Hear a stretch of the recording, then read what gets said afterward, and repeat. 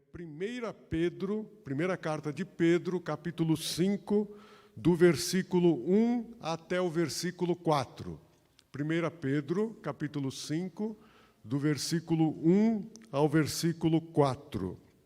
É um texto pequeno, um texto importante também. Eu vou ler aqui. Portanto, suplico aos presbíteros que há entre vós, eu que sou presbítero com eles, testemunha dos sofrimentos de Cristo e participante da glória que será revelada, pastoreai o rebanho de Deus, que está entre vós, cuidando dele não por obrigação, mas espontaneamente segundo a vontade de Deus, nem por interesse em ganho ilícito, mas de boa vontade, nem como dominadores dos que vos foram confiados, mas servindo de exemplo ao rebanho. Quando o Supremo Pastor se manifestar, recebereis a imperecível coroa da glória. Vamos orar? Querido Deus, a Tua palavra está aqui e nós queremos agora pedir que o Teu Espírito possa trabalhar em mim e em todos aqui, para que possamos entendê-la e possamos colocá-la em prática nas nossas vidas, através daquilo que Tu colocares na nossa frente. Em nome de Jesus oramos. Amém. O apóstolo Pedro utiliza um termo, presbítero, ou, como ele diz aqui, presbíteros. Ele está falando a presbíteros e ele se apresenta como presbítero, né? O apóstolo Pedro escreveu essa carta no decorrer do ano 60 e pouco da era cristã. Um pouco antes, durante a sua terceira viagem missionária, o apóstolo Paulo teve a oportunidade de estar na cidade de Mileto. E lá ele chama os presbíteros de Éfeso, da igreja que ele tinha fundado. Ele chama os presbíteros de Éfeso e, durante o transcorrer do capítulo 20, a partir do versículo 17 até o 34, ele vai exatamente explicando o que ele tinha feito na igreja de Éfeso, que ele pregou toda a palavra de Deus, ele empregou a vida dele nisso, e ele chega a um determinado momento, no versículo 28 de Atos 20, ele diz assim: portanto, tende cuidado de vós mesmos e de todo o rebanho sobre o qual o Espírito Santo vos constituiu bispos para pastoreardes a igreja de Deus que ele comprou com o próprio sangue. Veja, Paulo diz que ele chamou os presbíteros de Éfeso. Aqui no versículo 28 daquele capítulo 20, ele fala que esses presbíteros são bispos e eles têm a função de pastorear. Presbítero, na língua grega, significa ancião, pessoa mais amadurecida, pessoa mais madura. Bispo significa supervisor. E pastorear é cuidar. É exatamente dirigir ovelhas, né?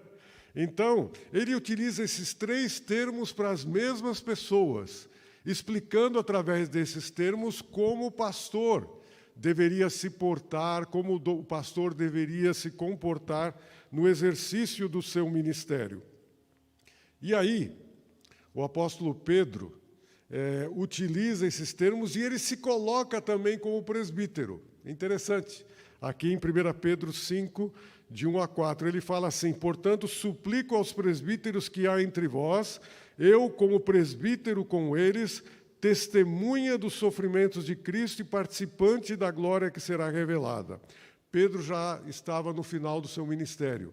Um pouco mais para frente, ele seria preso durante uma perseguição e ele acaba sendo condenado à morte, morte de cruz, que era a morte para os piores bandidos na época do Império Romano, só que a tradição diz que ele não quis se igualar a Cristo, preferiu ser crucificado de cabeça para baixo. Então, Pedro aqui fala que ele é não somente testemunha dos sofrimentos de Jesus, mas participante da glória que será revelada. Em outras palavras, o apóstolo Pedro está dizendo que o pastor deve pastorear conforme a vontade de Deus expressa na Bíblia. E o texto que nós acabamos de ler nos mostra 3 características contrastantes, isto é, como o pastor não deve pastorear e como ele deve pastorear. O texto nos mostra isso. E eu quero exatamente, através dos próximos minutos, compartilhar com vocês essas 3 características. A primeira característica contrastante é que o pastor não deve pastorear por obrigação, mas sim espontaneamente. Aparece no versículo 2 que ele diz assim: pastoreai o rebanho de Deus que está entre vós, cuidando dele não por obrigação, mas espontaneamente, segundo a vontade de Deus. O pastor não deve pastorear obrigado, não deve ser constrangido a pastorear, não deve ser forçado a pastorear e nem deve ter preguiça de pastorear. E aí é que entra o primeiro perigo. O pastor ficar preguiçoso e se tornar indiferente às suas ovelhas. Não importa o que aconteça com fulano, beltrano, ciclano, ele fica distante, fica diferente, indiferente. Não, o pastor não deve pastorear por obrigação. Isto aí, eu tenho que ir lá na casa do fulano, eu vou lá, tal. E eu tenho que visitar aquele outro, eu vou lá, tal. E hoje tem reunião, Não, o pastor não deve ser assim. Por outro lado, o pastor deve pastorear voluntariamente, espontaneamente, de livre vontade, sinceramente. Ele deve gostar, deve ser algo natural, porque se ele foi chamado por Deus, o Espírito Santo vai levá-lo a pastorear, a estar com as ovelhas. Eu achei interessante a irmã Eni, falando hoje de manhã aqui, a respeito dos pastores, ela disse que uma vez ela ouviu um pastor comentar que pastor precisa querer sentir o cheiro das ovelhas. Espero que seja bom cheiro, perfumado. Né? Concorda, irmã Eni? Nem sempre. Aí complica.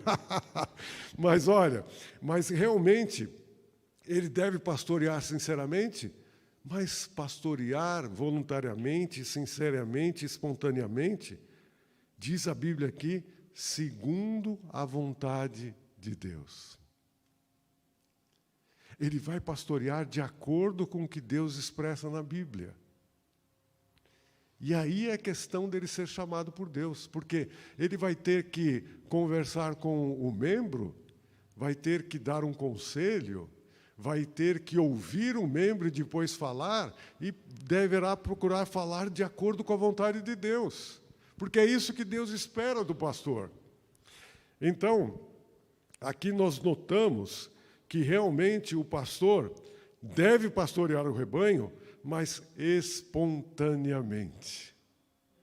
Alegremente, eu posso até dizer assim. Não quer dizer que o pastor não vai enfrentar dificuldades. Vai enfrentar dificuldades, sim. Às vezes as dificuldades estão no próprio lar do pastor, às vezes estão em lares de membros das igrejas que ele passa, mas ele deve fazer isso com toda a sinceridade. Então, essa é a primeira característica contrastante, não pastorear por obrigação, mas pastorear espontaneamente. Agora tem uma segunda característica contrastante que o texto no versículo 2 também diz.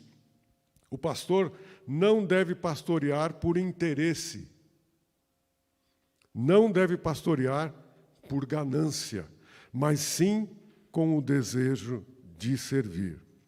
Uma vez eu ouvi um pastor falar que pastor não deve ficar rico, não convém ficar rico, e ele não deve usar o ministério como forma de se enriquecer, porque não é para isso que Deus o chamou.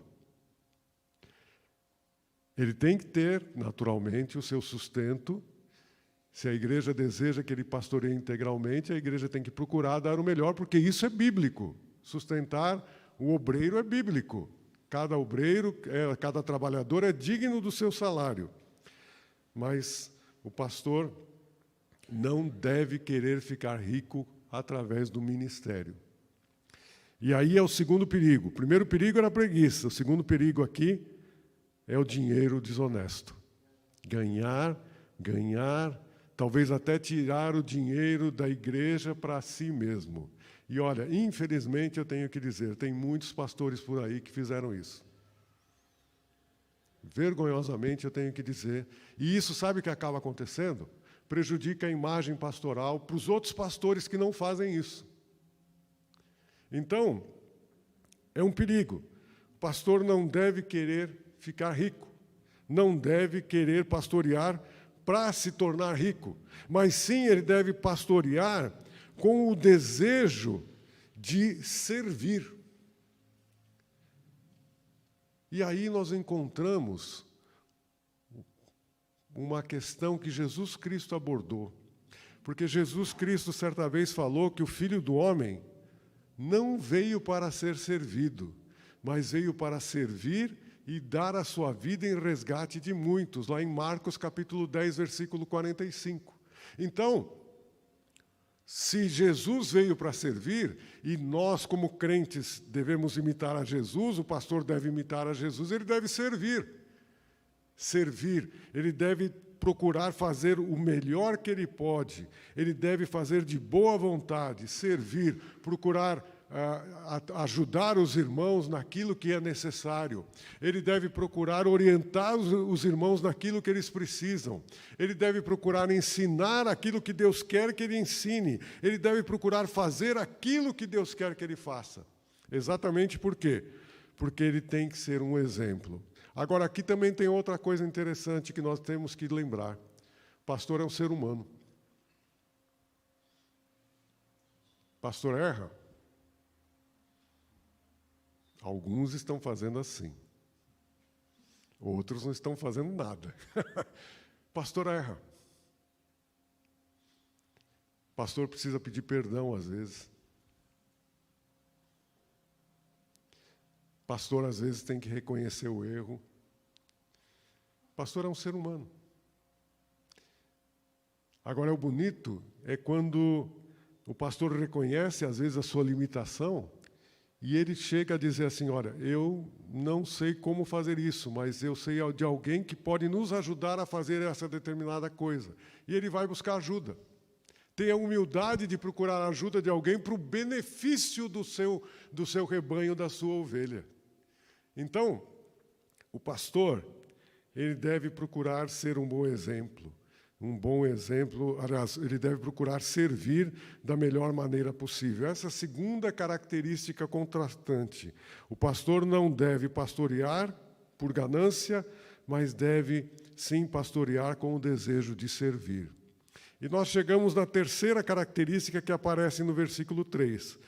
Pastores não devem, diz aqui o versículo 3, nem como dominadores dos que vos foram confiados, mas servindo de exemplo ao rebanho. O pastor não deve pastorear como ditador, mas sim pelo bom exemplo da sua vida. Pastor não deve ser ditador. E aí tem o segundo perigo que pode acontecer no ministério pastoral. O pastor não deve ser um manipulador, há o perigo do poder. O pastor está à frente da igreja, e ele, às vezes, pode achar que ele tem poder de mandar, de fazer o que ele quiser, e todos vão ter que dizer, pois não, pois não. Não, não é assim. A igreja de Jesus não funciona assim. A igreja de Jesus funciona de uma maneira diferente. E nós temos na Bíblia alguém que era um ditador. Se você for um pouquinho mais para frente, na Bíblia, lá em 3 João, do versículo 9 ao 11, se você não quiser abrir a Bíblia, escute o que eu vou ler. 3 João, versículo 9. Escrevi à igreja, João dizendo, escrevi à igreja, mas Diótrefes. Esse nome aqui, se alguém souber de alguém que está grávida aqui, de um menino, olha, Diótrefes é um nome. Não sei se é muito bom dar, mas tem um nome na Bíblia, Diótrefes aí, né? Escrevi à igreja, mas Diótrefes, que gosta de ser o líder entre eles, não nos recebe. Por isso, se eu vos visitar, trarei à memória as coisas que ele faz, proferindo palavras insensatas e maldosas contra nós. Como se isso não fosse o bastante, ele não recebe os irmãos, como também proíbe de fazê-los que querem recebê-los, ainda os exclui da igreja. Amado, ele está falando com Gaio. Amado, não imites o mal, mas sim o bem. Quem faz o bem é de Deus, mas quem faz o mal não viu a Deus. Diótrefes era um ditador. Ele dizia, vocês devem receber fulano, vocês não devem receber ciclano. O pastor não deve ser assim. O pastor deve ser um bom exemplo para a igreja. E a figura mais característica de pastor na Bíblia é naquele salmo que todos nós, pelo menos, conhecemos. Vocês se lembram do Salmo 23? O que é que diz o Salmo 23? O Senhor é o meu pastor e nada me faltará. E aí, dependendo da versão, né? Deitar-me faz em pastos verdejantes, guia-me pelas veredas da justiça por amor do seu nome, né? Refrigera a minha alma. Quer dizer, o pastor é aquele que guia as ovelhas. Se ele guia as ovelhas, a figura do pastor é ir à frente. E as ovelhas vão atrás. É assim. O pastor vai à frente, pelo seu exemplo de vida, pela maneira como que ele trata as pessoas, pela maneira com que ele fala com as pessoas, por aquilo que ele ensina e por aquilo que ele pratica. Porque se o pastor ensina uma coisa e faz outra, ele está sendo incoerente. Então, o pastor de ovelhas vai à frente. E essa é uma ilustração que nós temos que ter na nossa mente. Ser pastor é exatamente dobrar os joelhos e orar, porque a obra não é dele, como eu falei no início. Ele vai pastorear uma igreja que não é dele, ele vai pastorear através da palavra que não é dele, ele depende totalmente do pastor, supremo pastor, que é Jesus. Depende totalmente. Não só em termos de sustento, mas depende totalmente do sucesso do seu ministério. Então, nós temos aqui essas três características contrastantes. Não pastorei por obrigação, mas sim espontaneamente. Não pastorei por ganância, mas sim com o desejo de servir.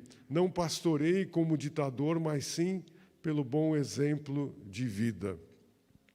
Agora, estudando esse texto, Deus me fez observar nessa primeira carta que Pedro fala exatamente de que o pastor deve pastorear espontaneamente, que o pastor deve pastorear com o desejo de servir, e o pastor deve exatamente pastorear pelo bom exemplo de vida. Vocês sabiam que ele fala as mesmas coisas para as ovelhas, para aqueles que não são pastores?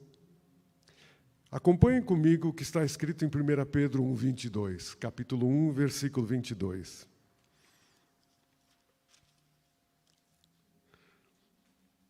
Olha só o que ele diz aqui. Capítulo 1, versículo 22 de 1 Pedro. Assim, já que tendes a vossa vida purificada pela obediência à verdade que leva ao amor fraternal não fingido, amai uns aos outros de todo o coração. O pastor tem que pastorear espontaneamente, sinceramente. Os crentes têm que viver a vida cristã sinceramente. O que Deus pede do pastor, ele pede dos irmãos também. E obedecer aqui pela palavra, a verdade, que leva ao amor fraternal. Eu falei também que o pastor deve pastorear com o desejo de servir. Acompanhem comigo 1 Pedro 4,10. Olha só o que Pedro fala para os crentes. Servi uns aos outros conforme o dom que cada um recebeu, como bons administradores da multiforme graça de Deus.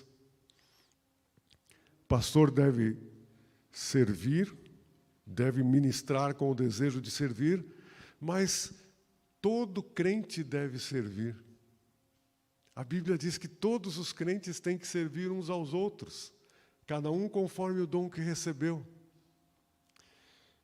E eu falei também que o pastor deve pastorear através do bom exemplo de vida. Olha só o que está escrito em 1 Pedro, capítulo 2, versículos 11 e 12. 1 Pedro 2, 11 e 12, Pedro falando aos crentes: Amados, exorto-vos como a peregrinos estrangeiros, a vos absterdes dos desejos carnais que combatem contra a alma. Seja correto o vosso procedimento entre os gentios, para que naquilo de que falam mal de vós, como se fosseis praticantes do mal, ao observarem as vossas boas obras, glorifiquem a Deus no dia da visitação. As pessoas vão observar as boas obras, boas atitudes dos crentes, o bom exemplo. Então, o que Pedro pede para os pastores, ele também pede para os crentes. Sabe por quê? Porque é do meio dos crentes que Deus vai tirar aquelas pessoas que vão servi-lo como pastores. É no meio dos crentes que Deus vai chamar essas pessoas para pastorear. Hoje de manhã, e vou citar novamente, a irmã Eni falou de lembrar de quando foi o chamado pastoral. Eu me lembro que eu trabalhava numa fotocopiadora em São Paulo que pertencia à família Solonca.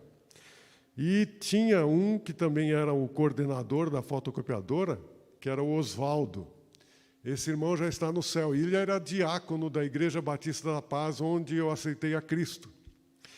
E ele via a minha maneira de ser com a juventude e tal.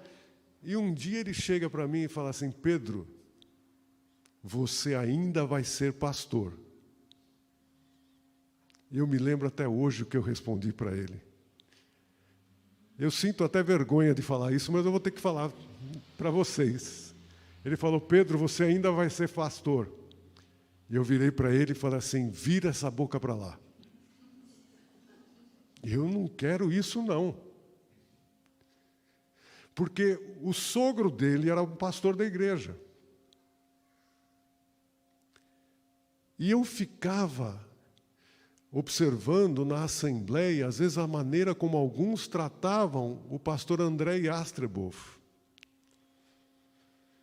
E eu ficava, assim, não me conformava com a maneira como alguns falavam. Outros não, outros falavam a respeito, mas tinha gente que não. Eu falei: vira essa boca para lá, Oswaldo. Eu não quero isso, não. E não é que com o decorrer do tempo, Deus foi trabalhando e me levou para o seminário Palavra da Vida, e no dia da formatura, o Oswaldo estava lá. Ele falou: Pedro, lembra aquele dia que nós conversamos lá na fotocopiadora?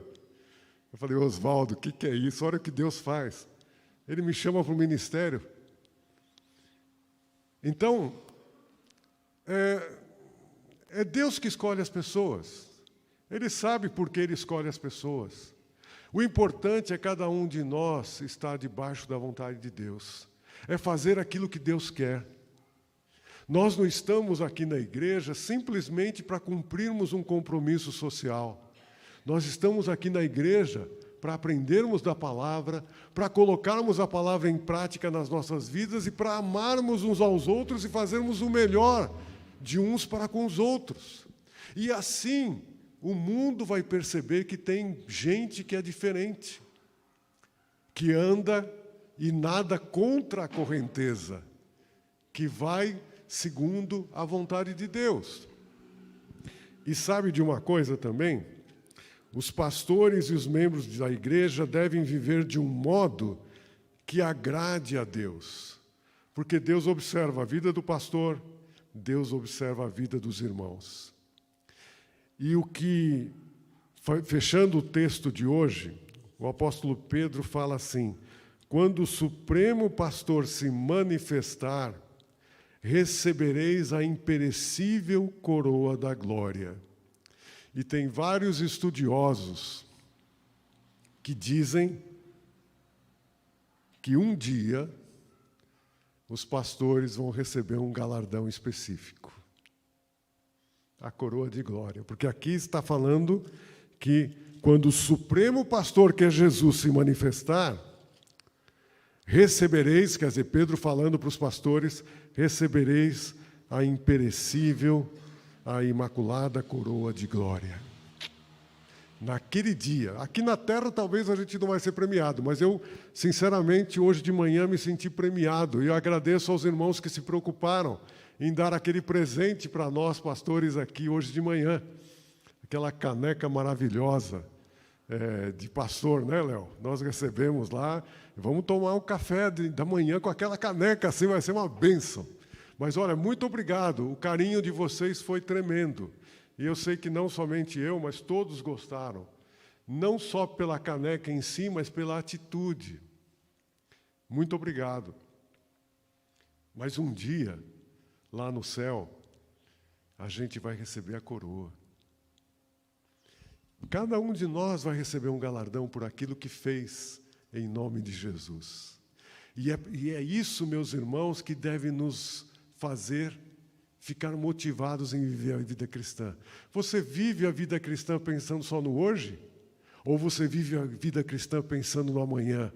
Que a qualquer dia desses Jesus pode arrebatar a igreja e a gente se encontrar com o Senhor. Vai ser uma maravilha, vai ser uma beleza, um encontro sensacional. E não vai ter como explicar, porque vai ser algo tão, repentino, tão sobrenatural, que, de repente, nós vamos estar diante do nosso Senhor. Já pensou? E aí ele vai dizer, muito bem, servo bom e fiel, entra no gozo do meu reino. Que Deus nos abençoe. Deus colocou essa mensagem no meu coração, porque a igreja está orando pela sucessão pastoral. Está orando para que Deus nos mande uma pessoa que é tão pecadora quanto nós, mas alguém que Deus vai dar a responsabilidade de ser um exemplo para nós, alguém que vai ter a responsabilidade de servir a nós, cada um de nós, alguém que vai ter que trabalhar alegremente, espontaneamente. Então nós temos que orar por isso. E eu quero conclamar a todos aqui, se você não tem colocado isso como motivo de oração diário, coloque. Ore diariamente. Ore como se fosse uma necessidade sua. E tenho certeza que se nós, como igreja, estivermos fazendo isso, orando inclusive pela comissão, para que a comissão de sucessão pastoral tenha sabedoria, com o decorrer do tempo, Deus vai nos abençoar e Deus vai responder à nossa oração. Amém? Vamos abaixar a nossa cabeça, vamos orar? Querido Deus, como é bom nós sabermos que a base da nossa fé é a Tua Palavra. E a Tua Palavra nos ensina como nós, crentes, devemos viver, como os pastores devem viver, como o pastor deve pastorear. Nós aprendemos aqui hoje, mas não aprendemos para ficar apontando o dedo para o pastor, não.